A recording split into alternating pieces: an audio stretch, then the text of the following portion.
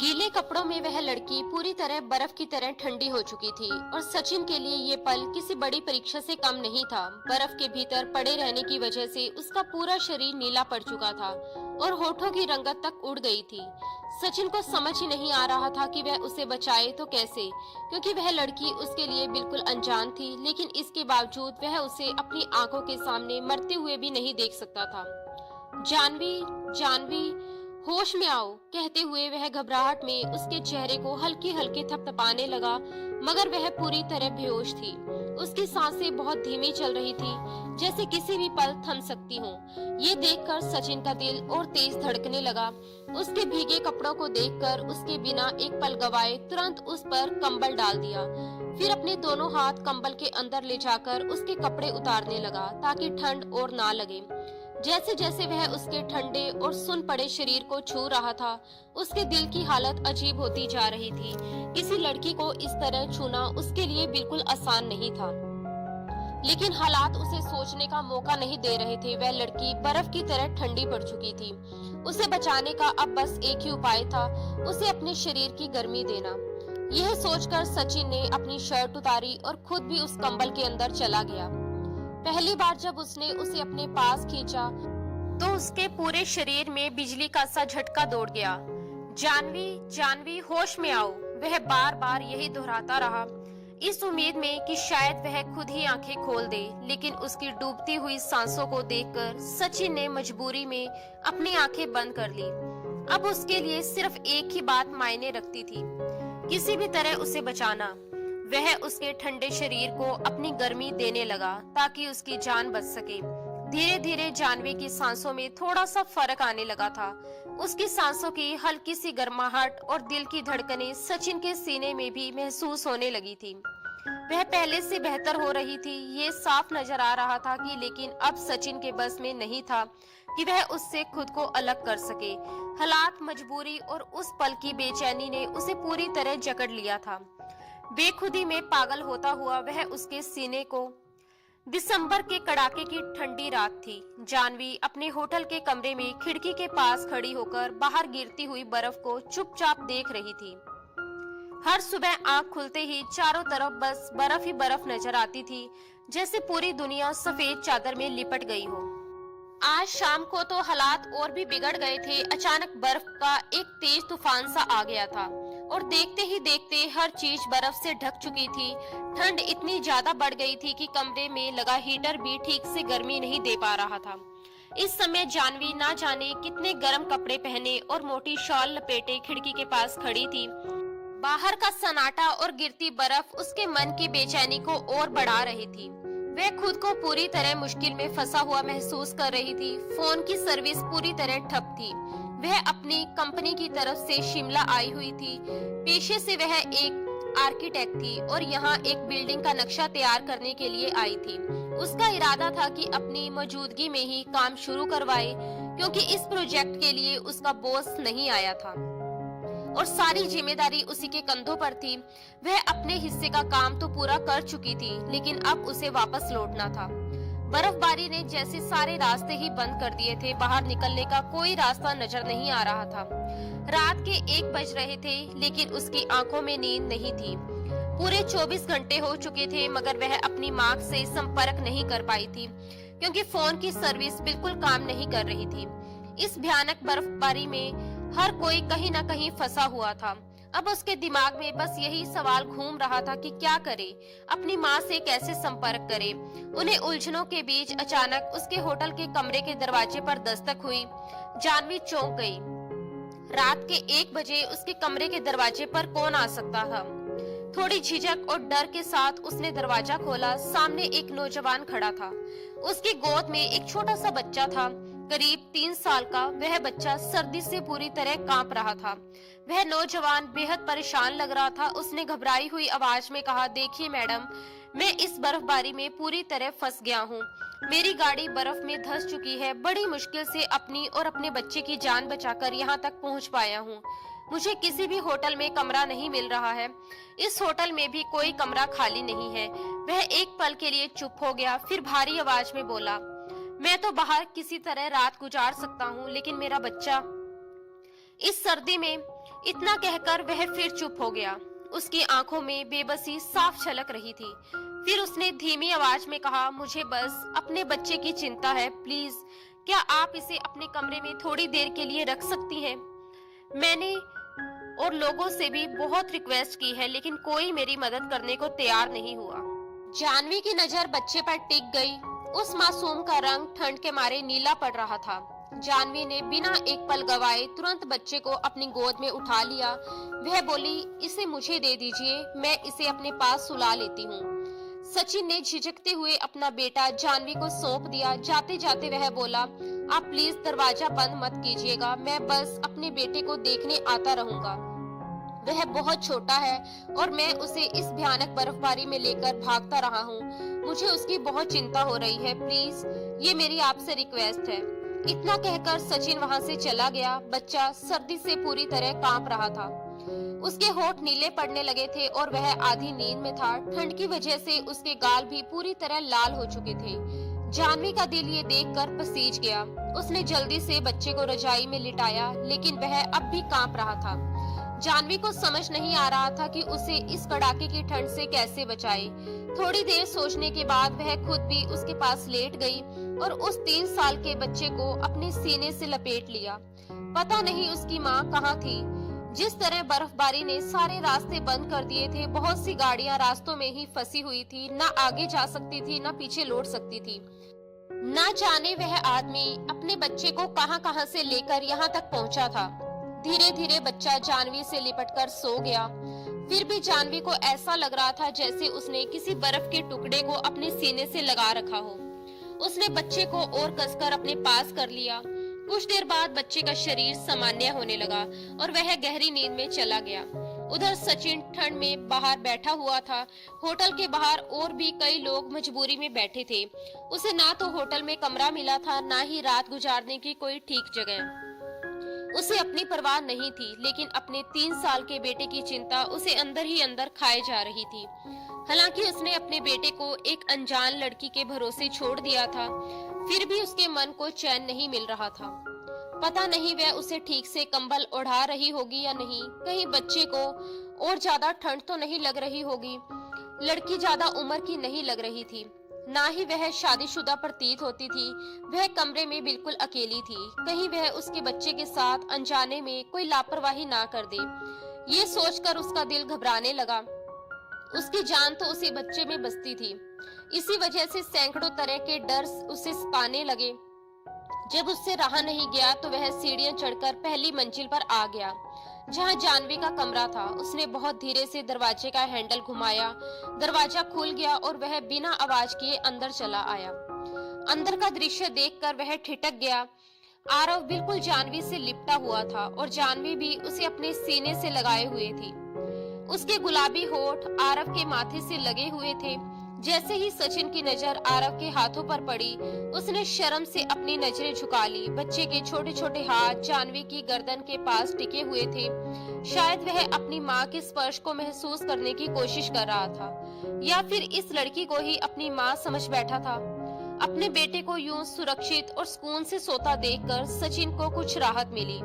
वह चुपचाप बाहर जाने ही वाला था कि उसकी नजर जानवी के चेहरे पर बिखरे हुए बालों पर पड़ गई और वह वहीं रुक गया। वह गहरी नींद में सो रही थी, लेकिन बार बार अपने खुले बालों में उलझ भी रही थी। नींद में भी वह किसी अनजानी बेचैनी से जूझ रही थी। उसके दोनों हाथ आरव के कमर पर टिके हुए थे, जैसे वह उसे खुद से अलग ही नहीं होने देना चाहती हो। वह उसे पूरी तरह अपने सीने से लगाए हुए थी। बाल उसके चेहरे पर बार बार आ रहे थे और नींद में ही उसे परेशान कर रहे थे, लेकिन वह उन्हें हटाने की कोशिश भी नहीं कर रही थी। सचिन बहुत धीरे धीरे आगे बढ़ा। उसने सांस तक रोक ली थी ताकि कोई आवाज ना हो जाए। बड़ी सावधानी से उसने उसके चेहरे पर आए बालों को हटाया। उसकी गोरी त्वचा पर जब सुनहरे बालों की वह लट अलग हुई तो एक पल के लिए उसके दिल की धड़कन मानो थम सी गई। उस खून भरे चेहरे को देखकर वह कुछ सेकंड तक वहीं ठिठका रह गया। फिर जैसे ही उसे अपनी गलती का एहसास हुआ, वह घबराकर तुरंत पीछे हट गया। आरव बिल्कुल जानवी से चिपका हुआ था, लेकिन अब भी ऊँघ रहा था, जैसे उसे उसके पास अजीब सा आराम और सुरक्षा मिल रही हो। सचिन ने धीरे से अपने हाथ का पिछला हिस्सा आरव के माथे पर रखा। बच्चा बुखार से तप रहा था। ये महसूस करते ही सचिन का दिल बैठ सा गया। उसे लगा जैसे किसी ने उसकी सांसें रोक दी हो। जानवी बेखबर सो रही थी। वह उसकी माँ तो नहीं थी कि बच्चे की हल्की सी हरकत पर उसकी आंख खुल जाए, लेकिन सचिन तो उसका बाप था। अपने बेटे की तकलीफ देखकर वह भीतर ही भीतर तड़प उठा। जैसे ही उसने अपने बेटे के चेहरे को छूने के लिए हाथ आगे बढ़ाया, जानवी ने नींद में ही आरव को और कसकर अपने करीब खींच लिया। उसी पल सचिन का हाथ अनजाने में उसके सीने से जा टकराया। जानवी की आंख तुरंत खुल गई। तब तक सचिन झट से अपना हाथ पीछे खींच चुका था। कमरे में सचिन को यूं देखकर जानवी को एक पल के लिए हैरानी हो गई। वह फौरन उठकर बैठ गई। दूसरी ओर सचिन बुरी तरह घबराया हुआ था। वह तो यही सोचकर आया था कि चुपचाप अपने बेटे को देखेगा और चला जाएगा, बिना किसी को पता चले, लेकिन अब वह जाग चुकी थी। जानवी ने उलझन भरी आवाज में पूछा, आप यहाँ क्या कर रहे हैं? सचिन ने हड़बड़ाते हुए जवाब दिया, नहीं कुछ नहीं, मैं बस आरव को देखने आया था, उसे बुखार है। जानवी ने जैसे ही आरव के माथे पर हाथ रखा, उसे भी महसूस हो गया कि बच्चा वाकई ही बहुत गर्म था। वह बिना देर किए बोली, आप परेशान मत होइए, मैं इसे दवा दे देती हूँ। ये सुनते ही सचिन बिना कुछ कहे चुपचाप कमरे से बाहर निकल गया। सुबह जब आरव की आंख खुली तो वह डैडी डैडी कहते हुए आवाज लगाने लगा। उसका बुखार अब कुछ कम हो चुका था। बच्चे को इस हालत में देखकर जानवी को थोड़ी राहत मिली, लेकिन उसके मन में एक सवाल बार बार उठ रहा था, उसका पिता आखिर गया कहाँ था? कुछ देर बाद ही दरवाजे पर दस्तक हुई। जानवी ने दरवाजा खोला तो सामने सचिन खड़ा था। उसके हाथ में कुछ बिस्किट थे, साथ में हल्का सा नाश्ता और एक हाथ में चाय के 2 कप। ठंड की वजह से उसके चेहरे पर थकान साफ नजर आ रही थी। वह बोला, आपका बहुत बहुत शुक्रिया, आपने पूरी रात मेरे बेटे का ख्याल रखा और ना जाने कहां से उसके लिए दवा भी ले आई। जानवी चाय का कप थामते हुए बोली, कोई बात नहीं, आप बैठिए। सचिन ने कहा, ये लीजिए, मैं सुबह 1-2 और होटल में गया था, लेकिन कहीं भी मुझे कमरा नहीं मिला। जानवी ने सहजता से कहा, जब तक आपको कमरा नहीं मिल जाता, आप इसी कमरे में आ जाया करें। सचिन ने तुरंत सिर हिलाते हुए कहा, नहीं, आपका यही बहुत बड़ा एहसान है कि आप मेरे बेटे को अपने पास रख रही हैं और उसका इतना ध्यान रख रही हैं। मैं किसी तरह अपना इंतजाम कर लूंगा। फिर उसने हल्की झिझक के साथ पूछा, क्या आप यहाँ अकेली आई हैं? जानवी ने बताया कि वह नौकरी करती है और यहाँ उसका काम लगभग पूरा हो चुका है। जैसे ही बर्फबारी की वजह से बंद रास्ते खुलेंगे, वह वापस चली जाएगी। कुछ पल की खामोशी के बाद जानवी ने उसकी तरफ देखते हुए सवाल किया, आपकी बीवी कहाँ है? इतने छोटे बच्चे को लेकर आप यहाँ अकेले क्यों आए और फिर यहाँ आकर बुरी तरह फंस भी गए? सचिन ने कुछ पल चुप रहने के बाद धीमी आवाज में कहा, वह अब इस दुनिया में नहीं है, उनका देहांत हो चुका है। ये कहते हुए उसकी आवाज भर्रा गई। फिर खुद को संभालते हुए वह बोला, मैं यहाँ एक बहुत जरूरी काम से आया था, लेकिन मुझे बिल्कुल अंदाजा नहीं था कि हालात ऐसे हो जाएंगे। मेरी गाड़ी पूरी तरह बर्फ में धंस चुकी है। मैं अपने बेटे को किसी तरह गाड़ी से निकालकर यहाँ तक कैसे लाया हूँ, ये मैं ही जानता हूँ। उसकी आंखों में थकान और बेबसी साफ झलक रही थी। यहाँ तो कोई पानी तक पूछने को तैयार नहीं था। मैंने कितने ही लोगों से विनती की, लेकिन सिर्फ आपने मेरे बेटे को अपने पास रखा। आप वाकई ही बहुत अच्छी हैं, जानवी। जानवी ने इस पर कोई जवाब नहीं दिया, बस हल्की मुस्कान के साथ बोली, आपका बेटा वाकई ही बहुत प्यारा है। अब आरव काफी हद तक ठीक हो चुका था। वह मासूम सी नजरों से कभी सचिन को देखता तो कभी जानवी को। वह अब भी सचिन की गोद में बैठा था और उसके चेहरे पर सुकून झलक रहा था। थोड़ी देर बाद जानवी ने कहा, बस मैं अपनी माँ की वजह से बहुत परेशान हूँ। अभी तक उन्हें मेरे बारे में कुछ भी पता नहीं चला है। खबरें तो फैल चुकी होंगी कि शिमला के हालात कितने खराब है। वह जरूर बहुत घबरा रही होंगी। सचिन ने सहमति में सिर हिलाया, हाँ ये तो है। फोन की सर्विस भी पूरी तरह बंद है। कुछ पता नहीं कब हालात सुधरेंगे। भगवान करे सब ठीक हो जाए ताकि हम यहाँ से निकल सकें। इन शब्दों के साथ ही सचिन खुद को बेहद कमजोर महसूस कर रहा था। पिछली रात वह होटल के बाहर ही बैठा रहा था। बाहर कुछ बेंच लगी हुई थी और सामने एक छोटा सा बगीचा था। वो इस समय पूरी तरह बर्फ से ढका हुआ था। उसने उसी बेंच पर अपना बैग रखकर उसे तकिया बनाया था और थोड़ी देर आराम करने की कोशिश की।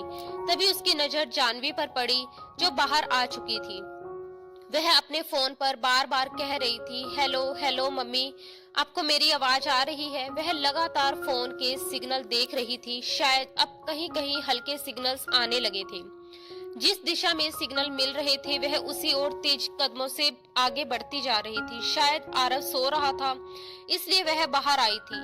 उसके चेहरे पर गहरी चिंता साफ दिखाई दे रही थी। मम्मी, मैं यहाँ ठीक हूँ, आपको मेरी आवाज आ रही है ना? Hello hello. वह बार बार कोशिश कर रही थी और उसी दिशा में आगे बढ़ती जा रही थी जहाँ सिग्नल थोड़े बेहतर लग रहे थे। इस वक्त होटल के बाहर कोई और मौजूद नहीं था सिवाय बेंच पर लेटे सचिन के। जानवी तेजी से चलते हुए लगभग 35 कदम आगे निकल चुकी थी कि अचानक तेज हवा चलने लगी। उसी पल पेड़ के ऊपर से बर्फ का कोई भारी ढेर या पता नहीं क्या धड़ाम से वहीं आ गिरा जहां जानवी खड़ी थी। नीचे बर्फ का एक बड़ा हिस्सा अचानक टूट गया। देखते ही देखते जानवी उस गड्ढे के अंदर चली गई। उसके मुंह से एक दिल दहला देने वाली चीख निकली। सचिन ने ये सब देखा तो जैसे उसे बिजली का झटका लग गया।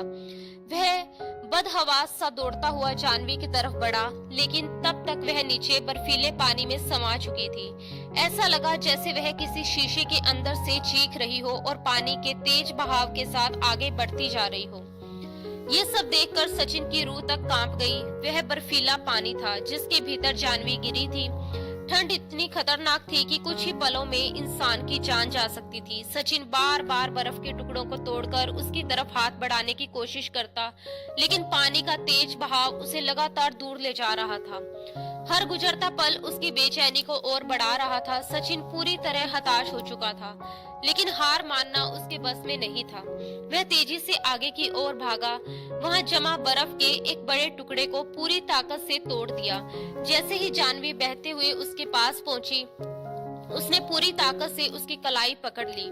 उसी पल उसका शरीर ढीला पड़ गया। वह बेहोश हो चुकी थी। बड़ी मुश्किल से सचिन ने अपने दोनों हाथों से जानवी को बाहर खींचा और बर्फ पर लेटा दिया। उसका शरीर पूरी तरह नीला पड़ चुका था और सांसें भी बेहद धीमी थी। ये दृश्य देखकर सचिन का दिल जैसे बैठ गया। वह घबराकर उसके गाल थपथपाने लगा। जानवी, जानवी, आपको क्या हो गया? प्लीज होश में आइए। लेकिन ऊपर से बर्फबारी और तेज हो चुकी थी। हवा में बर्फ के नुकीले कण चुभ रहे थे। देर करना अब खतरे से खाली नहीं था। सचिन ने तुरंत जानवी को अपनी गोद में उठाया और भागता हुआ होटल के अंदर आया। पूरा होटल सुनसान पड़ा था। रिसेप्शन भी खाली था। लगता था रिसेप्शन का लड़का भी अपनी जान बचाने के लिए अपने कमरे में जा चुका था। ठंड हद से ज्यादा बढ़ गई थी और ये बर्फबारी अब किसी आपदा से कम नहीं लग रही थी। सचिन तेजी से जानवी को उसके कमरे में ले आया और उसे बिस्तर पर लिटा दिया। पास ही आरव बेखबर गहरी नींद में सो रहा था। ये देखकर उसे एक पल की राहत जरूर मिली, लेकिन जानवी की हालत बेहद नाजुक थी। उसने उसके हाथ अपने हाथों में लेकर जोर जोर से रगड़ना शुरू किया ताकि उसके शरीर में कुछ गर्माहट लौट सके। उसका दिमाग तेजी से चल रहा था। किसे मदद के लिए पुकारे, क्या करे? इस हालत में वह उसे कहां लेकर जाए? बाहर निकलना नामुमकिन था। जानवी बिल्कुल बेजान सी पड़ी थी। उसने जल्दी से अंगीठी में लकड़ियां जलाने की कोशिश की, लेकिन बर्फ और नमी की वजह से आग पकड़ ही नहीं पा रही थी। उसने जानवी पर एक के ऊपर एक रजाई डाल दी, मगर कोई खास असर नहीं दिखा। उसका उससे कोई रिश्ता नहीं था, लेकिन इस वक्त वह उसकी जिंदगी और मौत के बीच खड़ी थी। सचिन कभी उसके हाथ रगड़ता, कभी उसके चेहरे को थपथपाता, लेकिन उसके होंठ लगातार नीले पड़ते जा रहे थे। ऐसा लग रहा था जैसे उसकी सांसें किसी भी पल थम सकती है। सचिन को समझ नहीं आ रहा था कि अब और क्या करे। आखिर उसने आंखें बंद की और कांपते हाथों से जानवी के भीगे कपड़े उतार दिए। सामने रखे बैग से उसके सूखे कपड़े निकाले और रजाई के अंदर ही अंदाजे से उसके कपड़े बदल दिए। उसके ठंडे वजूद को छूते ही उसका दिल अजीब सा हो उठा। वह खुद भी पसीने से भीग चुका था। वह लड़की उसकी कोई नहीं थी, बेहोश थी और बर्फ की तरह ठंडी थी। उसने जल्दी से सामने रखी बिजली की केतली में पानी गर्म किया और चम्मच से थोड़ा थोड़ा पानी उसके होठों से लगाने लगा। शायद इससे उसकी हालत कुछ सुधर जाए, लेकिन जब कुछ भी काम नहीं आया तो उसने एक पल भी देर नहीं की। सचिन ने अपनी कमीज उतारकर एक तरफ रख दी और जानवी की रजाई में घुस गया। उसने उसे अपने घेरे में कसकर ले लिया और अपने शरीर की पूरी गर्मी उसे देने लगा। वह लगातार 15 मिनट तक उसके शरीर को गर्मी पहुंचाने की कोशिश करता रहा। अब लगने लगा था कि उसकी सांसें पहले से बेहतर चल रही हैं और उसका शरीर धीरे धीरे सामान्य होने लगा है। हालांकि वह अब भी बेहोश थी, लेकिन उसकी हालत स्थिर होती दिख रही थी। उसे देखकर सचिन के भीतर एक अजीब सी हलचल मच गई। उसकी नजदीकी में रहते हुए उसे खुद ही पता नहीं चला कि कब उसे बचाने की कोशिश करते करते वह अपनी सीमाओं से आगे बढ़ता चला गया। न दिल उसे छोड़ने को तैयार था और न ही दिमाग वक्त पर उसे रोक पाया। वह इस अनजान लड़की के प्रति खिंचता चला गया, जैसे किसी पल का जादू उसे अपने वश में ले रहा हो। जानवी अब भी बेहोश थी, लेकिन उसकी सांसें ठीक चल रही थी। वह हल्का सा हिल भी रही थी। हालांकि होश अब भी दूर था। उसकी धड़कनें सचिन के सीने के पास महसूस हो रही थी, जैसे उसकी जिंदगी की गवाही दे रही हूँ। लेकिन जैसे ही सचिन की नजर उसके चेहरे पर पड़ी, जहां तकलीफ और बेहोशी के साफ निशान थे, वह एक झटके में अपने होश में आ गया। उसे एहसास हुआ कि वह क्या कर बैठा है। वह तुरंत जानवी से दूर हटा और बिस्तर से उठकर खड़ा हो गया। वह अब भी बेहोश थी, मगर उसकी हालत देखकर लग रहा था कि वह जल्द ही होश में आ जाएगी। जो कुछ भी वह उससे बचाते बचाते कर चुका था, उसका एहसास उसकी रूह तक को कंपा देने वाला था। वह चुपचाप कमरे से बाहर निकल गया। पूरी रात बर्फबारी होती रही थी, लेकिन अब वह थम चुकी थी। सचिन के मन में बस एक ही सवाल गूंज रहा था, ये उसने क्या कर दिया? अगर जानवी को सब कुछ पता चल गया तो वह क्या जवाब देगा? जब किसी ने उसकी मदद नहीं की थी, तब उसी लड़की ने उसके बेटे को संभाला था, उसे पनाह दी थी, और बदले में उसने ये सोचकर उसे खुद से नफरत होने लगी। शर्म से उसका सिर झुक गया। उसे समझ नहीं आ रहा था कि वह जानवी का सामना कैसे करेगा। वह काफी देर तक बाहर खड़ा रहा, सिगरेट पीते हुए खुद को कोसता रहा। इन नाजुक हालात में उसे खुद पर पूरा काबू रखना चाहिए था। वह क्यों बहक गया? क्यों उस पल अपने आप को रोक नहीं पाया? धीरे धीरे दिन निकल आया। 4 दिनों बाद शिमला के लोगों ने सूरज की रोशनी देखी। साथ ही ये खुशखबरी भी मिली कि अब और बर्फबारी नहीं होगी और रास्तों को साफ किया जा रहा था। ये खबर सुनकर भी सचिन के मन का बोझ हल्का नहीं हुआ। वह यही सोचता रहा, काश ये सब एक दिन पहले हो गया होता, या फिर काश जानवी के साथ वो सब कुछ ना हुआ होता जो उससे हो गया। लेकिन अब सब हो चुका था। वह कमरे में जाने की हिम्मत नहीं जुटा पा रहा था। फिर अचानक उसे आरव का ख्याल आया। अपने बेटे की मासूमियत याद आते ही उसने फैसला किया कि वह जानवी से माफी मांगेगा। अगर उसकी शादी नहीं हुई होगी तो वह उससे शादी करने को भी तैयार था, और अगर वह उसे बुरा भला कहेगी तो वह सब सुन लेगा, क्योंकि वह इसका हकदार था। हिम्मत जुटाकर जब वह कमरे में गया तो देखा कि जानवी और आरव दोनों जाग चुके थे। आरव बिस्तर पर बैठा था और जानवी अपना सिर पकड़कर बैठी हुई थी। उसके चेहरे पर उलझन और दर्द साफ नजर आ रहा था। सचिन को देखते ही जानवी ने पूछा, मैं यहाँ कैसे आई? वह बार बार अपना सर पकड़ रही थी, फिर धीमी आवाज में बोली, मुझे याद है, मैं शायद गिर गई थी। मैंने आपको देखा था, आप मुझे बचाने की कोशिश कर रहे थे। ये कहते कहते वह फिर से अपना सर पकड़ने लगी। यह सुनकर सचिन की तो जैसे जान में जान आ गई। उसके दिल पर रखा भारी बोझ कुछ पल के लिए हल्का हो गया। उसे समझ नहीं आ रहा था कि जानवी को क्या क्या याद आया होगा और क्या नहीं। तभी जानवी ने खुद ही कहा, मुझे कुछ ठीक से याद नहीं आ रहा। सचिन ने तुरंत संभलते हुए कहा, हाँ, आप बेहोश हो गई थी, इसलिए आपको कुछ याद नहीं होगा। उसी वक्त आरव भी जाग गया और जानवी उससे बातों में लग गई। उसके चेहरे पर हल्की सी मुस्कान आ गई। उसने प्यार से आरव के सर पर हाथ फेरते हुए सचिन से कहा, आपका बेटा बहुत अच्छा है, बहुत प्यारा है, और आप भी बहुत अच्छे हैं। फिर उसने नम आंखों से कहा, मेरी जान बचाने के लिए आपका बहुत बहुत शुक्रिया। वह दिल से शुक्रिया अदा कर रही थी। इस बात से सचिन को साफ समझ आ गया कि उसे उस रात का कुछ भी याद नहीं था। ना वो हादसा, ना वो दर्द, और ना ही वह सब कुछ जो रात भर हुआ था। जानवी ने अचानक सिर पकड़ते हुए कहा, मुझे बहुत दर्द हो रहा है। सचिन का दिल जोर से धड़क उठा। वह बोला, मैं आपसे कुछ कहना चाहता हूँ। वह हिम्मत जुटा रहा था कि सच जानवी को बता दे। जो भी सजा वह देगी वह उसे मंजूर होगी, क्योंकि वह खुद को उसका अपराधी मान चुका था। लेकिन इससे पहले कि सचिन कुछ और कह पाता, दरवाजे पर जोर से दस्तक हुई। जैसे ही उसने दरवाजा खोला, होटल के कुछ कर्मचारी बाहर खड़े थे। उन्होंने कहा कि जानवी जी, रास्ता साफ हो गया है, आप 15 मिनट में पैकिंग कर लीजिए, हम लोग निकलेंगे। ये सुनते ही जानवी के चेहरे पर राहत आ गई। सच, शुक्र है भगवान का, कहते हुए वह फौरन खड़ी हो गई। सचिन, जो अब तक सच बोलने की हिम्मत बटोर रहा था, चुप रह गया। जानवी अलमारी से अपने कपड़े निकालकर बैग में रखने लगी। उसे इस बात का जरा भी एहसास नहीं था कि उसके कपड़े बदले जा चुके थे, बल्कि वह खुद भी अब पहले जैसी नहीं रही थी। वह बोली, शुक्र है रास्ता खुल गया। सचिन ने हल्की सी आवाज में पूछा, आप किस शहर से आई हैं? जानवी ने जवाब दिया, मैं अहमदाबाद से आई हूँ।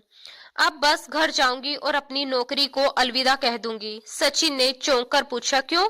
जानवी बोली, क्योंकि अगले महीने मेरी शादी है और मेरा मंगेतर इस मामले में बहुत ही कंजर्वेटिव है। कहता है शादी के बाद नौकरी नहीं करने देगा।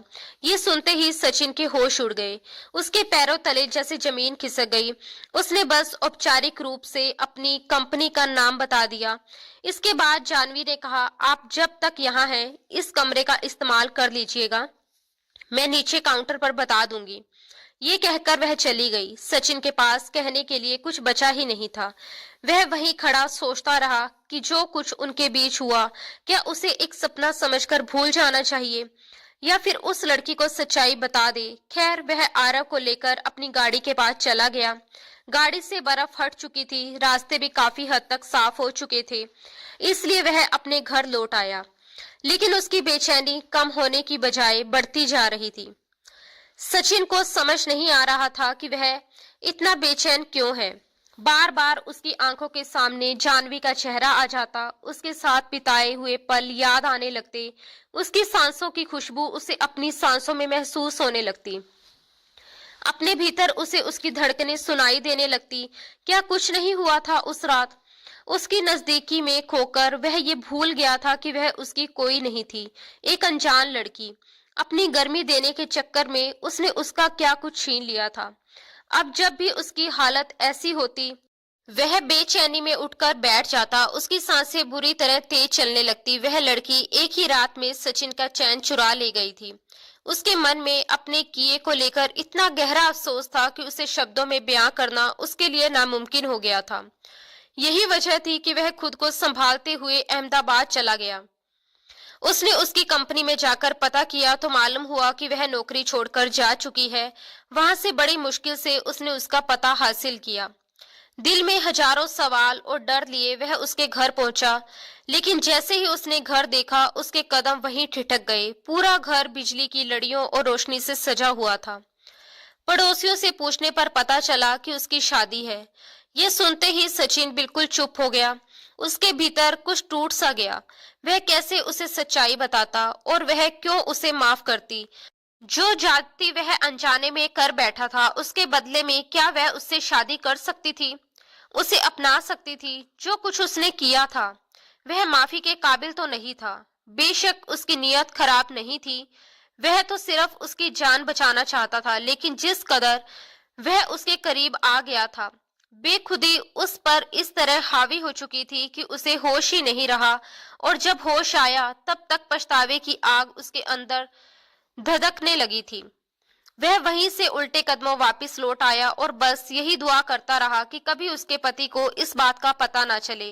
वापस आकर वह खुद को अपने कामों में झोंकने लगा। समय धीरे धीरे बीतता चला गया। वह अपनी कंपनी में पूरी लगन से काम करता था। किसी चीज की कोई कमी नहीं थी। घर में हर सुविधा मौजूद थी। एक छोटा सा बंगला था जहां वह अपने बेटे के साथ रहता था। उसने अपनी पत्नी से बेहद मोहब्बत की थी, लेकिन उसका साथ बहुत कम समय के लिए ही मिला। शादी के कुछ ही समय बाद जब आरव पैदा हुआ था, उसी के साथ उसकी पत्नी का साथ छूट गया था। उस वक्त उसे लगा था कि जैसे उसकी पूरी जिंदगी में अंधेरा छा गया। वह अपने बेटे को सीने से लगाकर घंटों रोया था। लोगों ने उसे दूसरी शादी की सलाह दी थी, लेकिन वह नहीं चाहता था कि उसके बेटे की परवरिश किसी सौतेली माँ के हाथों हो। उसे डर था कि कहीं भगवान के दिए इस तोहफे के साथ कोई नाइंसाफी ना हो जाए। इसी वजह से उसने दूसरी शादी के बारे में सोचना ही छोड़ दिया था। उसकी माँ का भी 1 साल पहले देहांत हो चुका था। माँ के दिल में यही उम्मीद थी कि काश सचिन दोबारा से अपना घर बसा ले, लेकिन ऐसा कुछ भी नहीं हो पाया था। जब सचिन ऑफिस जाता तो कई बार आरव को भी अपने साथ ले जाता। कभी उसे अपने ऑफिस में अपने पास बिठा लेता, कभी मजबूरी से घर पर नौकरों के पास छोड़ देता, लेकिन आरव उससे बिछुड़कर ज्यादा देर तक नहीं रह पाता था। जब सचिन ऑफिस में होता तो वह बार बार घर फोन करता। कभी पूछता, आरव रो तो नहीं रहा, मुझे याद तो नहीं कर रहा। कई बार बिना किसी वजह के ही कॉल कर लेता, बस अपने बेटे की आवाज सुनने के लिए। लेकिन अब वह एक और अजीब सी उलझन का शिकार हो चुका था। अब वह जानवी के बारे में भी सोचने लगा था। फिर उसने खुद को काम में पूरी तरह व्यस्त कर लिया। दिन भर फाइलें, मीटिंग और प्रोजेक्ट, सब कुछ उसे थकाकर सुला देने के लिए काफी होता था। लेकिन जैसे ही रात होती उसका सारा संयम टूटने लगता। आंखें बंद करते ही जानवी का चेहरा उसकी आंखों के सामने उभर आता। उसकी मासूमियत, उसकी घबराई हुई आंखें और वह रात, सब कुछ उसे बेचैन कर देता। वह अपनी इस हालत से खुद ही परेशान रहने लगा था। उसे समझ नहीं आ रहा था कि ऐसा क्यों हो रहा है। आखिर क्यों वह लड़की बार बार उसके ख्यालों में आ जाती थी। शायद उसे जानवी से मोहब्बत हो गई थी, लेकिन वह मोहब्बत ऐसी थी जो कभी पूरी नहीं हो सकती थी। एक ऐसी मोहब्बत जो सिर्फ पछतावे और अपराध बोध से भरी हुई थी। खैर, वक्त किसी के लिए नहीं रुकता। 1 साल बीत गया। उसने खुद को पहले से भी ज्यादा काम में झुका दिया था। आरव अब स्कूल जाने लगा था। उसकी जिंदगी का वही सहारा था। उसी की वजह से वह हर दिन खुद को संभाले हुए था। इसी बीच उसकी कंपनी में काम कर रहा आर्किटेक्ट नौकरी छोड़कर चला गया। उसे तुरंत एक नए आर्किटेक्ट की जरूरत थी। उसने कई लोगों को इंटरव्यू के लिए बुलाया। एक के बाद एक सभी इंटरव्यू के लिए गए। जब आखिरी लड़की उसके ऑफिस में दाखिल हुई, मे आई कम इन सर, जैसे ही वह लड़की सामने आई, दोनों एक दूसरे को देखकर पत्थर के हो गए।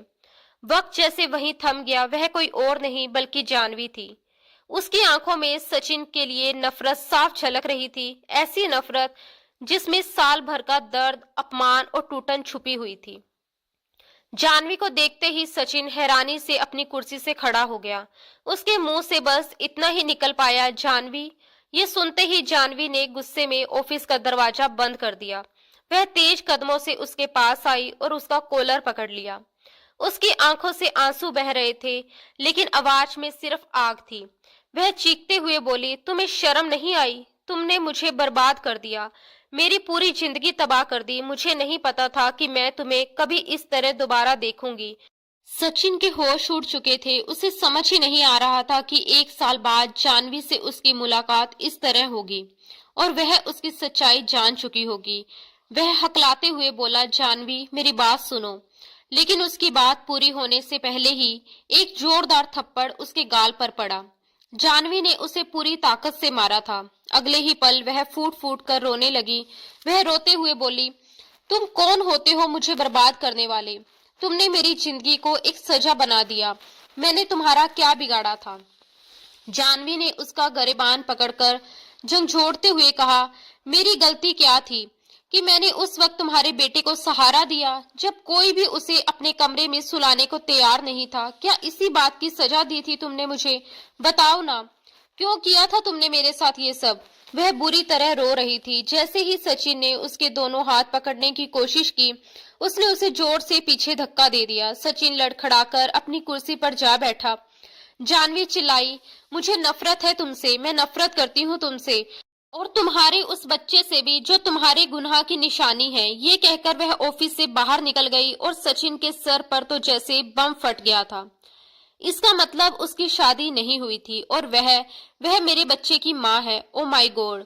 वह फौरन अपनी कुर्सी से उठा और लगभग भागते हुए ऑफिस का दरवाजा खोलकर बाहर आया। उसके दिल की धड़कनें तेज थी। उसे डर था कि कहीं जानवी तब तक जा ना चुकी हो। वह तेजी से बिल्डिंग की सीढ़ियां उतरता हुआ नीचे पहुंचा। तभी उसने देखा जानवी एक ऑटो में बैठ चुकी थी। सचिन दौड़ता हुआ उसके पास पहुंचा, लेकिन उससे पहले ही ऑटो आगे बढ़ गया। उसका दिल बैठ सा गया। उसने बिना देर किए पीछे से आ रहे एक और ऑटो को रोका और हांफते हुए बोला, प्लीज जल्दी चलो, आगे जा रहे ऑटो का पीछा करो। ऑटो वाला उसकी बेचैनी समझ गया और उसी दिशा में ऑटो बढ़ा दिया। कुछ ही देर में दोनों ऑटो एक अपार्टमेंट के सामने रुके। जानवी रोती हुई ऑटो से उतरी। उसने किराया दिया और तेज कदमों से अंदर चली गई। सचिन भी उतरकर उसके पीछे पीछे गया। वह सीढ़ियां चढ़ते हुए दूसरी मंजिल पर रुकी और एक फ्लैट के सामने जाकर रुक गई। जैसे ही वह दरवाजे के अंदर जाने लगी, सचिन तेजी से आगे बढ़ा और बोला, जानवी प्लीज मेरी बात सुन लो। जानवी ने बिना पीछे देखे कहा कि मुझे कुछ नहीं सुनना, मुझे तुम्हारी कोई बात नहीं सुननी। वह लगातार डोरबेल बजा रही थी। कुछ ही पल में दरवाजा खुला। उसकी माँ सामने खड़ी थी। जानवी के साथ एक अजनबी नौजवान को देखकर वह चौंक गई। बेटा, ये कौन है? उन्होंने हैरानी से पूछा। जानवी ने कोई जवाब नहीं दिया और अंदर चली गई। सचिन वहीं खड़ा रह गया। वह समझ ही नहीं पा रहा था कि अपना परिचय कैसे दे। ये कहे कि वह उनकी बेटी का कसूरवार है, उसका गुनहगार है। इससे पहले कि वह कुछ बोल पाता, जानवी वापस आई। उसकी गोद में एक छोटा सा बच्चा था, महज 2 महीने का। उसने वह बच्चा सीधा सचिन की गोद में डाल दिया। उसकी आंखों में नफरत और दर्द दोनों थे। संभालो अपना गुनाह, वह कांपती आवाज में बोली, और चले जाओ यहाँ से। ये सुनते ही उसकी माँ के चेहरे का रंग उड़ गया। जानवी अंदर चली गई। बच्चे को देखते ही सचिन की सांसें अटक गई। उसे लगा जैसे वह खुद को देख रहा हो। वही आंखें, वही नाक, वही चेहरा, बिल्कुल उसका ही दूसरा रूप। उसके हाथ कांपने लगे। जानवी की माँ ने सचिन को नफरत भरी नजरों से देखा और बोली, मेरी बेटी ने तुम्हारा क्या बिगाड़ा था कि तुमने उसकी जिंदगी बर्बाद कर दी? तुम्हें पता है हमने कितनी बदनामी झेली है? क्या तुम्हें अपनी गलती का जरा भी एहसास नहीं हुआ? सचिन की आंखों से आंसू बहने लगे। वह धीमे स्वर में बोला, क्या मैं अंदर आकर बात कर सकता हूँ? उसकी माँ तड़प कर बोली, अब बात करने के लिए क्या बचा है? तुमने मेरी बच्ची की जिंदगी तबाह कर दी। उसका रिश्ता टूट गया। उसकी बारात वापिस चली गई। उसे बदनामी से बचने के लिए शहर छोड़ना पड़ा। मेरी बेटी दर दर की ठोकरें खाती रही। उसने तुम्हारे इस गुनाह को खत्म करना भी चाहा, लेकिन डॉक्टरों ने मना कर दिया।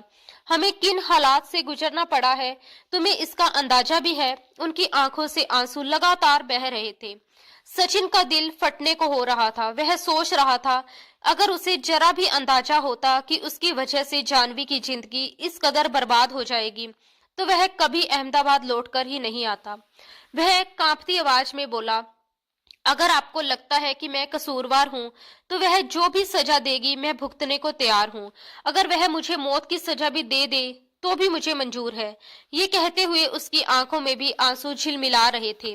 जानवी की मां ने कुछ पल सोचने के बाद सचिन को अंदर आने का इशारा किया। वह भारी मन से अंदर गया और सोफे पर बैठ गया। कमरे में अजीब सी खामोशी छा गई। सचिन ने नजरें झुकाए हुए धीमी आवाज में एक एक करके उस रात की पूरी सच्चाई जानवी की मां को बता दी। उसने बताया कि अगर उस रात वह जानवी के पास ना होता तो शायद वह जिंदा ना बचती। उसने जो कुछ भी किया वह किसी गलत नियत से नहीं, बल्कि उसकी जान बचाने की मजबूरी में किया था। ठंड, बर्फ और बेहोशी की हालत में उसके पास कोई और रास्ता नहीं था। सचिन की बात सुनकर जानवी की मां काफी देर तक चुप बैठी रही। उनके चेहरे पर बीते दिनों का दर्द साफ झलक रहा था। कुछ पल बाद वह भारी स्वर में बोली, शादी से कुछ दिन पहले जानवी की तबीयत अचानक खराब होने लगी थी। जब मैं उसे डॉक्टर के पास ले गई तो जो कुछ उस डॉक्टर ने कहा उसे सुनकर हमारे होश उड़ गए थे। उनकी आंखें भर आई। मैंने अपनी बेटी को बहुत मारा, बहुत डांटा कि सच बताओ ये गुनाह कैसे हुआ, लेकिन वह रो रो कर यही कहती रही कि उसने कुछ भी गलत नहीं किया, उसके साथ ऐसा कुछ नहीं हुआ। डॉक्टर झूठ बोल रही है। उन्होंने आगे बताया, मैंने कई अस्पतालों में उसकी जांच करवाई, लेकिन हर जगह रिपोर्ट एक जैसी ही आई। जब उसने कसम खाई तब मुझे उस पर यकीन हुआ, लेकिन उसे खुद भी कुछ याद नहीं था कि उसके साथ ऐसा कब और कैसे हुआ। तुम तो उसके ख्याल में भी नहीं थे। जानवी की मां की आवाज कांपने लगी। शादी से एक दिन पहले उसका मंगेतर उसे अस्पताल में देख बैठा। उसने उसी लेडी डॉक्टर से पूछ लिया कि जानवी वहां क्यों आई है। हम तो इस बच्चे को गिरवाना चाहते थे, लेकिन डॉक्टर ने साफ मना कर दिया। उधर उसका मंगेतर भी सच्चाई जान चुका था। उसी दिन उसने बारात लाने से मना कर दिया और चला गया। उनकी आंखों से आंसू बहने लगे। मोहल्ले में हमारी बदनामी होने लगी। इसी डर से हमने वह शहर छोड़ दिया और यहाँ आ गए। हम इस बच्चे को गिराना चाहते थे, लेकिन शायद इसकी किस्मत में दुनिया में आना लिखा था। उन्होंने गहरी सांस ली और बोली, लेकिन जब से ये बच्चा पैदा हुआ है, जानवी ने इसे हाथ तक नहीं लगाया। इसे तो सिर्फ मैं ही पाल रही हूँ। आज वह इंटरव्यू पर गई थी, क्योंकि जो थोड़ी बहुत जमा पूंजी थी वह सब खत्म हो चुकी थी। अब हमारे पास कुछ भी नहीं बचा है। फिर उन्होंने सचिन की तरफ देखते हुए सख्त लहजे में कहा, अब तुम अपने बच्चे को यहाँ से ले जाओ। सचिन की आंखों से आंसू गिरने लगे। वह तुरंत बोला, मैं जानवी से शादी करना चाहता हूँ। मेरी वजह से उसकी जिंदगी इस मोड़ पर आकर रुकी है, तो मैं ही उसे इज्जत भी दूंगा और खुशियां भी। ये सुनकर उसकी माँ कुछ देर तक सचिन को देखती रही, मानो उसके इरादे को परख रही हो। सचिन ने फिर कहा, मैंने जो कुछ किया जानबूझकर नहीं किया, बस जानवी की जान बचाने के चक्कर में, और पता नहीं कैसे मैं बहक गया। आप प्लीज जानवी को शादी के लिए राजी कीजिए। मैं उसे पूरी इज्जत दूंगा, उसे जरा सी तकलीफ नहीं होने दूंगा।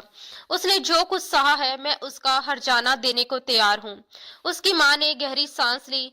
मैं जानवी से बात करूंगी, लेकिन शायद जानवी अंदर खड़ी सब कुछ सुन रही थी। तभी दरवाजा खुला और वह बाहर आ गई। उसकी आंखों में नफरत और दर्द साफ झलक रहा था। वह चीखती हुई बोली, मुझे इस आदमी की शक्ल से भी नफरत है। इसकी झूठी कहानी का मुझ पर कोई असर नहीं होगा। मैं मर जाऊंगी, लेकिन इसके साथ शादी नहीं करूंगी। इसे कहो कि यहाँ से अपना बच्चा लेकर चला जाए। सचिन आगे बढ़कर उसके सामने खड़ा हो गया और भारी आवाज में बोला, अगर तुम्हें सजा देनी है तो मैं तैयार हूँ सजा भुगतने के लिए, लेकिन भगवान के लिए खुद को सजा मत दो। मैं तुम्हें इज्जत देने को तैयार हूँ, प्लीज शादी से इनकार मत करो।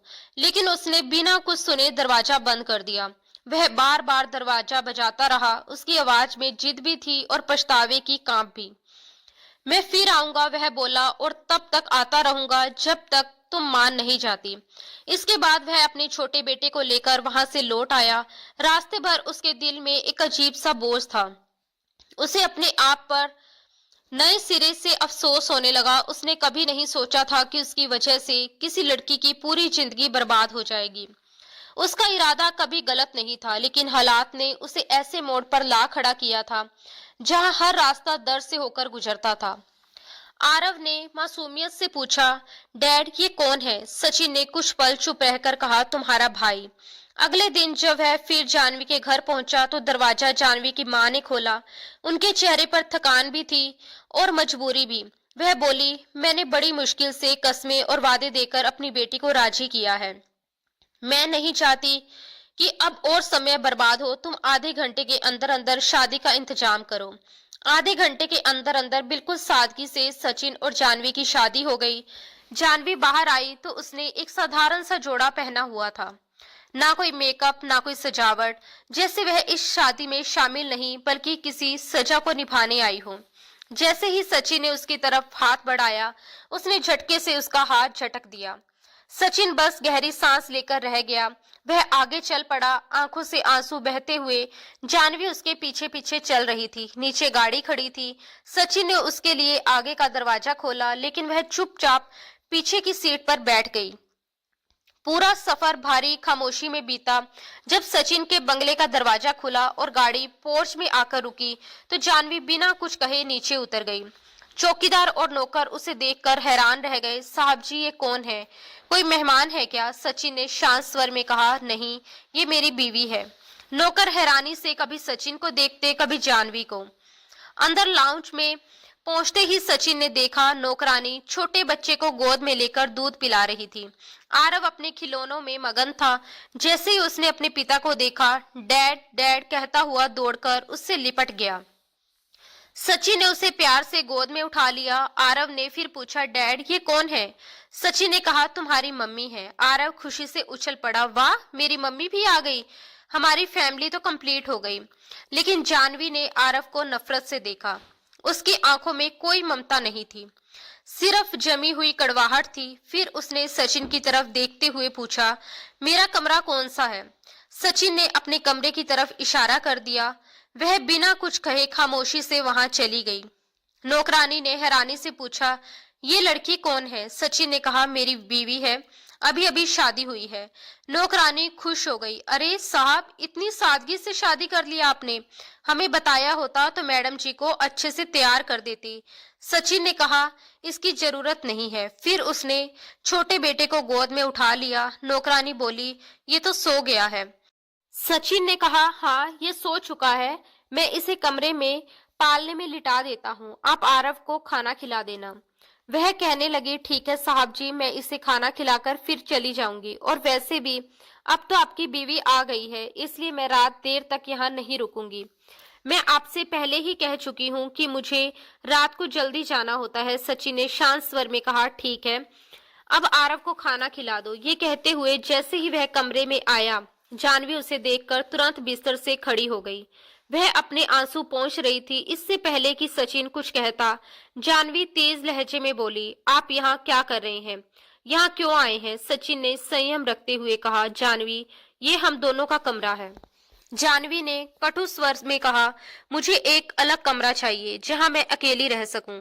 मैंने ये शादी सिर्फ अपनी माँ की वजह से की है, बदनामी से बचने के लिए की है। मुझे आपसे नफरत है और आपके बच्चों से भी। ये मत समझिएगा कि मैं आपकी बीवी बनकर इस घर में रहूंगी या आपके बच्चों की माँ बनूंगी। आपने कहा था ना कि आपको सजा चाहिए, तो ये है आपकी सजा। मुझसे किसी भी तरह की उम्मीद मत रखिएगा। बस मुझे वह कमरा दिखा दीजिए जहां मैं अकेली रह सकूं। वह बहुत गुस्से में थी। सचिन ने गहरी सांस ली और कहा, ठीक है। वह उसे बाहर ले आया और गेस्ट रूम की ओर इशारा करते हुए बोला, आप वहां रह सकती हैं, आपको कोई परेशान नहीं करेगा। जानवी ने रूखेपन से कहा, बहुत शुक्रिया, और तेज कदमों से कमरे में जाकर दरवाजा बंद कर लिया। आरव ने खाना खाकर कहा, डैड, मुझे मम्मी के पास सोना है। सचिन ने उसे सीने से लगाते हुए कहा, नहीं बेटा, मम्मी बहुत थकी हुई है, आज तुम मेरे साथ सो। वैसे भी डैड को आरव के बिना नींद नहीं आती। छोटे बेटे का नाम आशु था। दोनों बच्चों को साथ लेकर सचिन अपने कमरे में आकर लेट गया, लेकिन उसकी आंखों में नींद नहीं थी। वह जानता था कि जानवी बहुत नाराज है और उसे नाराज होना भी चाहिए। उसने उसके साथ जो किया था वह कोई छोटी बात नहीं थी। एक लड़की के लिए वह बहुत बड़ी बात थी। उसे लगा था कि समय के साथ जानवी का गुस्सा कम हो जाएगा, लेकिन शायद ये उसकी सबसे बड़ी गलतफहमी थी। वह न तो आरव से बात कर रही थी, न छोटे बच्चे को हाथ लगाती थी, ना ही घर के किसी काम में हाथ बटाती थी। ज्यादातर समय वह अपने कमरे में ही बंद रहती। अगर कभी आरव उसके पास चला भी जाता तो वह उसे डांटकर बाहर निकाल देती। कुछ दिन तक सचिन ने सब कुछ चुपचाप सहा, लेकिन फिर उसने जानवी से बात करने की कोशिश की। वह कई बार उससे कह चुका था, दिल से मुझे माफ कर दो, जिंदगी को इतना मुश्किल मत बनाओ, चाहो तो इसे आसान भी बना सकती हो। ये सोच लो कि शायद ये सब किस्मत में लिखा था। मेरा इरादा सिर्फ तुम्हें बचाने का था और मैंने तुम्हें बचाया भी। मैं कोई फरिश्ता नहीं हूँ, मुझसे गलती हो गई। अगर इसकी सजा देनी है तो सिर्फ मुझे दो। इन दोनों मासूम बच्चों का कोई दोष नहीं है। अगर तुम उनसे प्यार नहीं कर सकती तो कम से कम नफरत तो मत करो। लेकिन जानवी ने कभी उसे कोई जवाब नहीं दिया। रात को सचिन अकेले बैठकर सिगरेट पर सिगरेट पीता रहा, मन ही मन खुद को कोसता रहा। तभी उसे किचन से कुछ आवाजें सुनाई दी। वह सिगरेट बुझाता हुआ धीरे धीरे किचन की ओर बढ़ गया। जानवी अपने लिए चाय बना रही थी। सचिन चुपचाप उसके पीछे जाकर खड़ा हो गया। उसके खुले बालों को देखकर उसका दिल मचल उठा। शादी के बाद भी वह जैसे उसका इम्तिहान ले रही थी। पिछले 1 साल से उसने उस लड़की को दिलो जान से चाहा था। कई बार उसका मन हुआ कि उसे अपने सीने से लगा ले, लेकिन वह जानता था कि इस वक्त जानवी गुस्से में है, वह उसे छूने भी नहीं देगी। जानवी, सचिन ने उसे प्यार से पुकारा। वह बुरी तरह चौंक गई। जैसे ही पलट कर देखा, गुस्से से उसकी भौहें तन गई। आप यहाँ क्यों आए हैं? जानवी के रूखे अंदाज ने उसके दिल को ठेस पहुंचा दी। वह धीमी आवाज में बोला, तुम चाहो तो मुझे दिल से जल्दी माफ कर सकती हो। जानवी चाय कप में डाल चुकी थी, बिना उसकी और देखे बोली, लेकिन मुझे माफ मत कीजिए। सचिन ने खुद को समझाते हुए कहा, उस वक्त तुम बर्फ की वजह से पूरी तरह नीली पड़ चुकी थी। तुम्हें बचाने का कोई और उपाय नहीं था। मैं सच कह रहा हूँ, प्लीज मुझे भी समझने की कोशिश करो। ये सुनते ही जानवी पलट पड़ी। उसकी आंखों में गुस्सा और दर्द दोनों थे। जैसे आपने मुझे बचाया उससे बेहतर था कि मुझे मर जाने देते। हटिए यहाँ से। वह सचिन को अपने सामने खड़ा देखकर और भी सख्त हो गई। सचिन ने लाचारी से कहा, अगर अनजाने में मैंने तुम्हें तकलीफ दी थी तो उसका नुकसान मैं भर चुका हूँ। मैंने तुम्हें समाज में दर दर की ठोकरें खाने के लिए तो नहीं छोड़ा। फिर क्यों मेरा इम्तिहान ले रही हो? आपने मुझ पर कोई एहसान नहीं किया। जानवी कड़वे लहजे में बोली, आपको अपनाना मेरी मजबूरी थी, वरना मैं आपकी सूरत भी नहीं देखती। उसकी बातें सचिन के दिल को चीरती चली गई। वह बेबस होकर बोला, कब तक दूर रहोगी? कब तक मुझे सजा दोगे? पूरी जिंदगी? ये कहते ही वह जाने के लिए मुड़ गई। चाय भी अधूरी रह गई। तभी सचिन ने आगे बढ़कर उसके पैर पकड़ लिए। मैं तुम्हारे बिना मर जाऊंगा। उसकी आवाज कांप रही थी।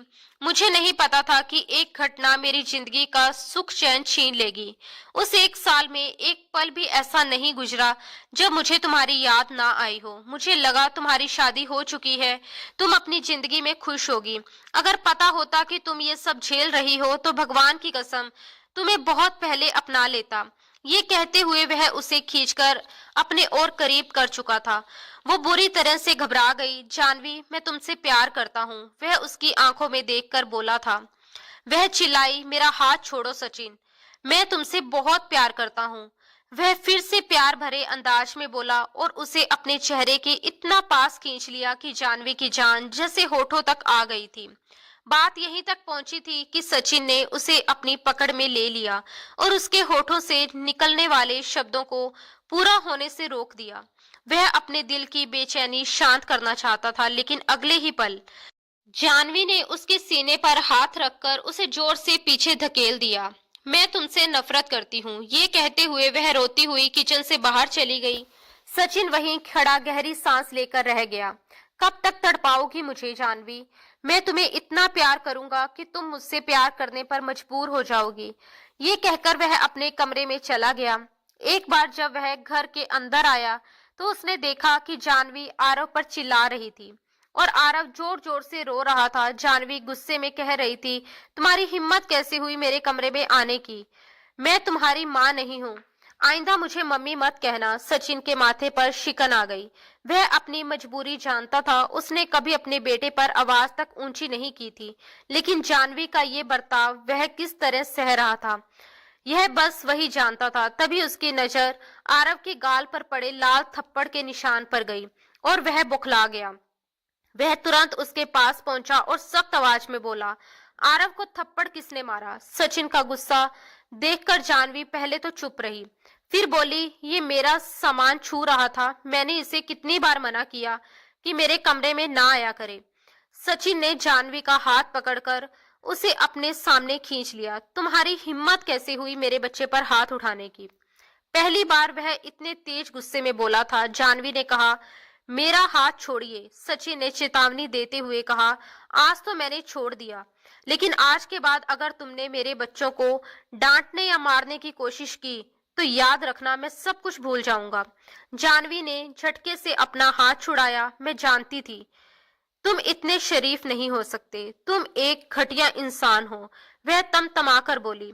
सचिन ने ठंडे लेकिन सख्त लहजे में कहा, तुम्हें जो कहना है मुझे कहो, लेकिन मैं ये बर्दाश्त नहीं करूंगा कि तुम मेरा बदला मेरे बच्चों से लो।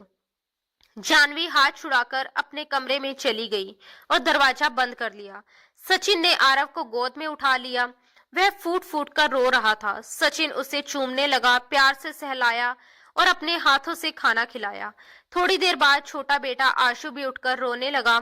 उसने उसके लिए दूध बनाया, डायपर बदला और उसे भी सुलाने की कोशिश की। वह अकेले ही दोनों बच्चों को संभाल रहा था। एक तरफ ऑफिस का थका देने वाला काम और घर आकर बच्चों की पूरी जिम्मेदारी। जानवी उसके आने से पहले ही कमरे में बंद हो जाती थी और बाहर निकलती ही नहीं थी। सचिन परेशान था। अगर हालातों की वजह से उससे कोई गलती हो गई थी तो वह माफी भी मांग रहा था, वरना लोग तो गलती करके आगे बढ़ जाते हैं, पलटकर देखते तक नहीं। वह उसके पीछे आया था, माफी मांग रहा था, उसे इज्जत दी थी और अपनी पत्नी बनाया था। अगर वह बच्चों के साथ अच्छे से पेश आती तो क्या परेशानी थी। आरव रोते रोते सो गया था। सोते सोते उसने कहा था, डैड मुझे मम्मी नहीं चाहिए, मम्मी अच्छी नहीं होती, मम्मी तो मारती है। अगली सुबह जब सचिन ऑफिस जाने के लिए उठा तो उसने देखा कि जानवी अपना सामान पैक कर रही थी। उसकी आंखें लाल थी, लग रहा था जैसे रात भर रोई हो। जैसे ही वह अपना बैग लेकर बाहर आई, सचिन उसके सामने खड़ा हो गया। कहाँ जा रही हो तुम? वह ठंडे लहजे में बोली, मैं आपको बताना जरूरी नहीं समझती, मुझे आपके साथ नहीं रहना। पता नहीं मैंने अपनी माँ की बात क्यों मान ली, मैं अकेले भी जिंदगी बिता सकती थी। सचिन ने भारी आवाज में कहा, सॉरी। मुझे अफसोस है। जानवी भड़क उठी। ये क्या सॉरी की रट लगा रखी है आपने? सामने वाले की जिंदगी बर्बाद कर दो और फिर बस सॉरी कहते रहो। वह बोला, मैंने तुम्हें सम्मान दिया है, अगर मुझसे गलती हुई है तो उसकी माफी भी मांग चुका हूँ। तुम मेरी पत्नी हो, समाज में मेरी पत्नी की पहचान के साथ जहाँ चाहो जाओगी, तुम्हें इज्जत मिलेगी। जानवी, मैंने तुम्हें वो सब लौटा दिया जो मेरी वजह से तुमसे छिन गया था। तुम्हारी तरफ कोई उंगली भी नहीं उठा सकता, और मैं कसम खाता हूँ कि अगर किसी ने ऐसा करने की कोशिश भी की तो सचिन का तुमसे वादा है, वह उस उंगली को तोड़कर रख देगा। लेकिन तुम इस घर से कहीं नहीं जाओगी। मगर तब तक जानवी थोड़ा आगे बढ़ चुकी थी। बैग उसके हाथ में था। गुस्से में सचिन ने उसकी कलाई पकड़ ली, उसके हाथ से बैग छीनकर फेंक दिया और उसे खींचकर अपने कमरे में ले गया। कमरे में पहुंचते ही उसने दरवाजा बंद कर दिया। मुझे सख्ती करने पर मजबूर मत करो, जानवी ने गुस्से में कहा। मेरा हाथ छोड़िए, मुझे आपसे नफरत है। वह बोला, मैं तुमसे प्यार करता हूँ और इस एक साल में मैंने तुम्हें बहुत चाहा है और अब भी मैं तुमसे प्यार करना चाहता हूँ। अगर तुम हर वक्त जिद करोगी तो मैं जबरदस्ती करूंगा। ये कहकर वह चुप हो गया। जानवी ने गुस्से से भरी नजरों से उसे देखा। आप कर भी क्या सकते हैं? आप तो सिर्फ अपनी हवस चलाने वाले आदमी हैं। उस रात भी मेरे साथ ऐसा ही कुछ किया होगा। ये कहते हुए वह रोने लगी।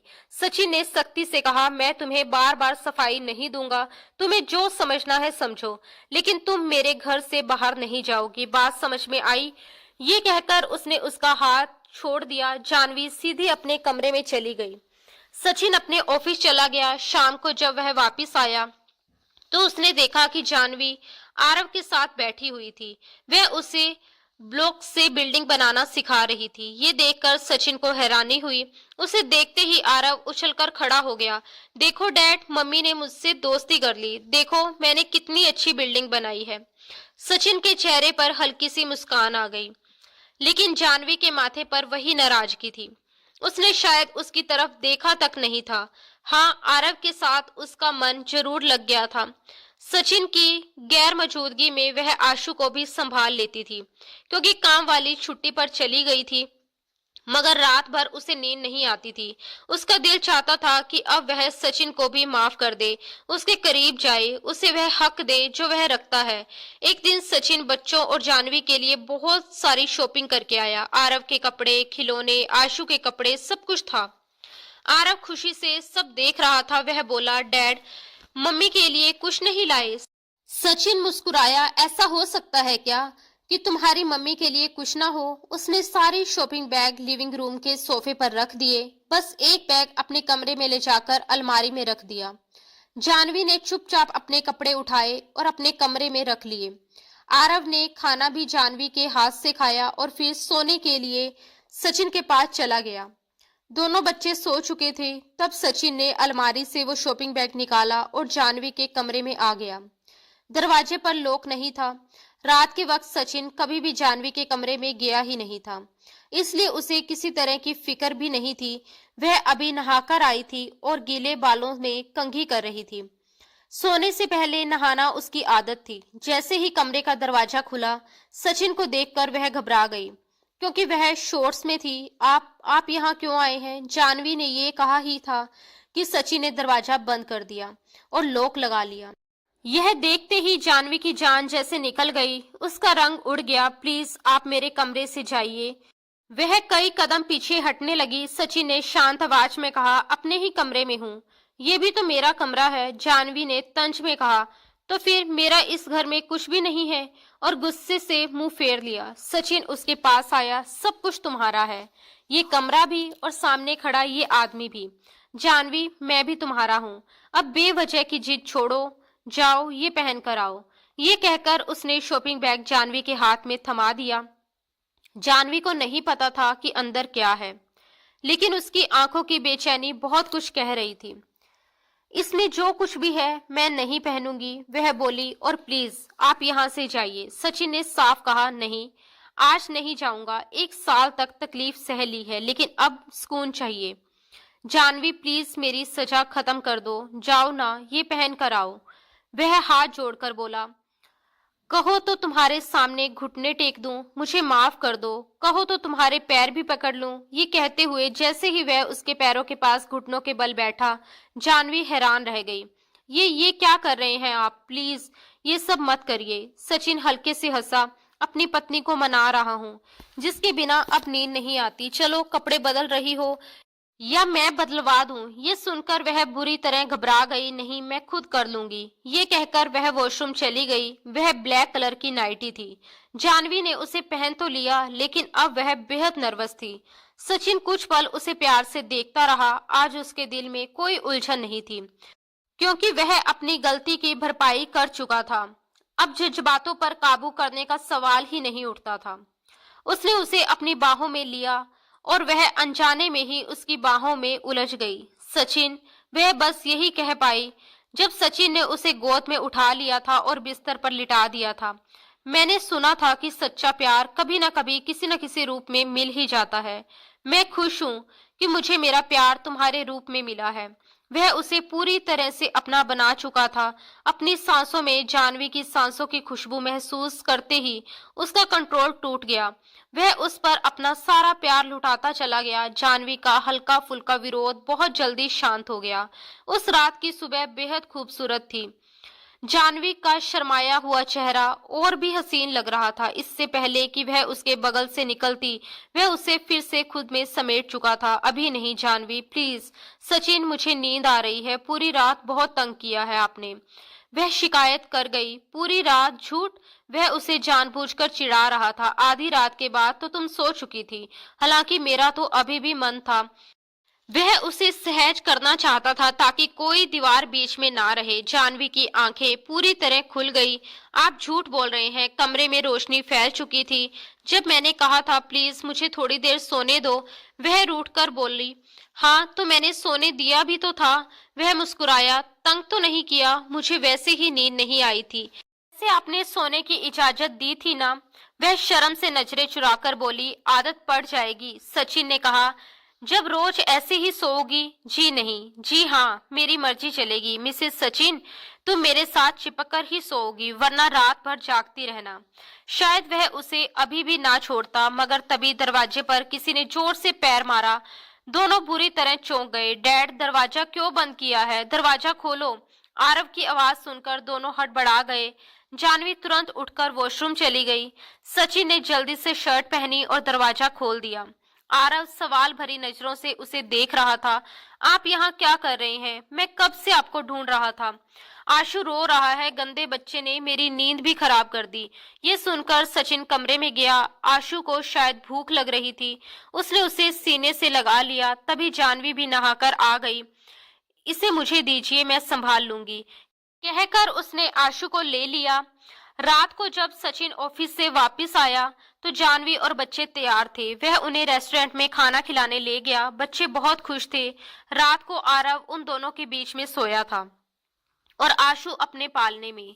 सचिन को नींद नहीं आ रही थी। वह आरव के गहरी नींद में जाने का इंतजार कर रहा था। जैसे ही उसने सोई हुई जानवी का हाथ पकड़कर अपने होठों से लगाना चाहा, आरव ने उसका हाथ खींच लिया। मम्मी को मत छुओ, don't touch my mom. Aarav को जागता देखकर सचिन पूरी तरह हड़बड़ा गया। तुम सोए नहीं अभी तक? मेरी मम्मी से दूर होकर सोना। वह माथे पर बल डालकर अपने डैड को घूरने लगा। सचिन मुस्कुराए बिना नहीं रह पाया। अच्छा नहीं छूता, अब सो जाओ। लेकिन वह भी सचिन की औलाद था, अपने बाप को सुलाने के बाद ही सोया। 3 दिनों से यही हो रहा था। आरव किसी जासूस की तरह जागता रहता था। सुबह दोनों बच्चों को नाश्ता करवाकर जानवी सचिन को ऑफिस के लिए जगाने आई। जब सचिन ने कमरा खाली देखा तो उसने जानवी का हाथ खींचकर उसे अपने ऊपर गिरा लिया। जानवी बुरी तरह घबरा गई। और ये क्या कर रहे हैं आप? आपको ऑफिस नहीं जाना? नहीं जाना, वह बोला। तुम्हें मेरा जरा सा भी ख्याल नहीं है। बढ़िया ट्रेनिंग दी है तुमने आरव को, जासूस बनकर मेरी पहरेदारी करता रहता है। सचिन ने जानवी के बिखरे बालों पर हाथ फेरते हुए कहा। जानवी हंस पड़ी। आपका ही बेटा है, जाओ ना जानवी, वह प्यार से बोला। दरवाजा बंद करके आओ। उसके लहजे पर जानवी नर्वस हो गई। सचिन, 8 बज रहे हैं, आपको ऑफिस के लिए देर हो जाएगी। वह बचने के बहाने बनाने लगी, लेकिन वह करवट बदलकर जानवी को अपने नीचे कर चुका था। बीवी को भी तो वक्त देना जरूरी है, और आजकल मुझे तुम्हारे सिवा कुछ भी नहीं सूझता। इससे पहले कि वह जानवी के होठों पर झुकता, दरवाजे पर दस्तक हुई। ओ शिट यार, ये मेरा सबसे बड़ा दुश्मन है। सचिन झुंझला गया, मगर जानवी की हंसी खुद ब खुद निकल गई। वह उठकर जा चुकी थी। अब जानवी को अपनी जिंदगी बेहद खूबसूरत लगने लगी थी। दोस्तों, उम्मीद है कि आपको हमारी कहानी पसंद आई होगी। अगर कहानी पसंद आई हो तो वीडियो को लाइक करें। अगर आप चैनल पर नए हैं तो चैनल को सब्सक्राइब जरूर करें। और हाँ, अगली अपडेट सबसे पहले पाने के लिए नोटिफिकेशन बेल दबाना ना भूलें। धन्यवाद दोस्तों, राधे राधे।